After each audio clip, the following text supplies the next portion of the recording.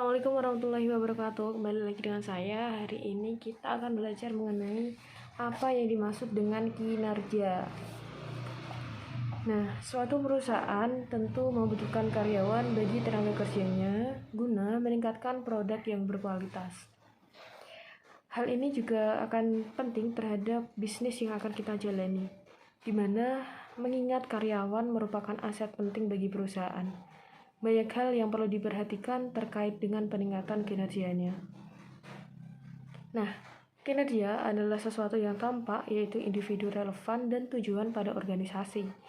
Kinerja yang baik merupakan salah satu sasaran organisasi dalam mencapai produktivitas kerja yang tinggi. Nah, tercapainya kinerja yang baik tidak terlepas dari kualitas sumber daya manusia yang baik pula. Kinerja adalah catatan mengenai akibat-akibat yang dihasilkan pada sebuah fungsi pekerjaan atau fungsi selama periode tertentu yang berhubungan dengan tujuan organisasi. Bernardin, kinerja seseorang merupakan gabungan dari kemampuan, usaha, dan kesempatan yang dapat diukur dari akibat yang dihasilkan. Oleh karenanya, kinerja bukan menyangkut karakteristik pribadi yang ditunjukkan oleh seseorang melalui hasil kerja yang telah dan akan dilakukan oleh seseorang. Kinerja dapat pula diartikan sebagai kesuksesan individu dalam melakukan pekerjaannya. Ukuran kesuksesan masing-masing karyawan bergantung pada fungsi dan pekerjaannya yang spesifik dalam bentuk aktivitas selama kurun waktu tertentu. Dengan kata lain, ukuran kesuksesan kinerja tersebut didasarkan pada ukuran yang berlaku dan sesuai dengan jenis pekerjaannya. Kemudian, Miner mengatakan bahwa kinerja sebagai perluasan dari bertemunya individu dan harapan tentang apa yang seharusnya dilakukan individu terkait dengan suatu peran, dan kinerja tersebut merupakan evaluasi terhadap berbagai kebiasaan dalam organisasi yang membutuhkan standarisasi yang jelas.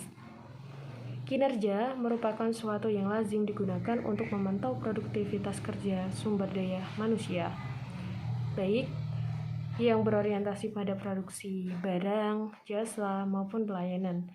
Nah, demikian pula perwujudan kinerja yang membanggakan juga menghasilkan imbalan intrinsik. Hal ini akan terus berkelanjut dalam bentuk kinerja berikutnya, dan seterusnya. Agar dicapai kinerja yang profesional, hal-hal seperti kesukarelaan, pengembangan diri, pengembangan bekerjasama yang saling menguntungkan, serta partisipasi seutuhnya perlu dikembangkan.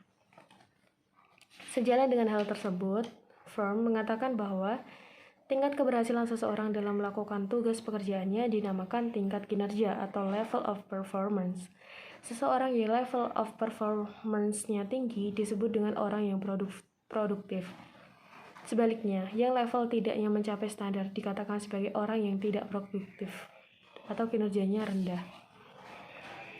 McCloy et al. Menyatakan bahwa kinerja juga bisa berarti perilaku-perilaku atau tindakan-tindakan yang relevan terhadap tercapainya tujuan organisasi atau goal relevant action.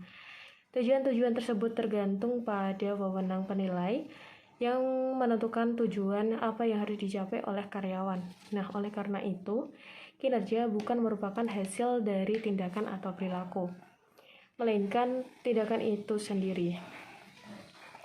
Lebih lanjut, McCloy menguraikan bahwa agar seseorang melakukan suatu tugas sesuai dengan kinerja yang diinginkan, prasyarat keterampilan yang dibutuhkan dan membuat pilihan dengan sungguh-sungguh untuk bekerja pada tugas pekerjaannya selama beberapa tenggang waktu tertentu dengan tingkat usaha tertentu. Sejalan dengan pendapat tersebut, mengatakan bahwa karyawan akan memotivasi diri mereka sepenuhnya jika ada tujuan pasti yang ingin diraih. Tujuan tersebut adalah hasil yang akan dicapai oleh karyawan dan memberikan arah pada perilaku dan pikiran mereka sehingga membimbingnya untuk meraih tujuan yang hendak dicapai. Sejauh mana kesuksesan karyawan dalam mencapai tujuan tersebut melalui tugas-tugas yang dilakukan disebut dengan kinerja. Sherrington mengatakan bahwa kinerja menunjukkan pencapaian target yang berkaitan dengan kualitas, kuantitas, dan juga waktu. Nah, pencapaian kinerja dipengaruhi oleh kecakapan dari waktu. Kinerja yang optimal akan terwujud bila mana organisasi dapat memilih karyawan yang memiliki motivasi dan kecakapan yang sesuai dengan pekerjaannya serta memiliki kondisi yang memungkinkan mereka agar bekerja secara maksimal. Nah, mungkin cukup itu yang dapat saya sampaikan. Semoga bermanfaat. Terima kasih. Wassalamualaikum warahmatullahi wabarakatuh.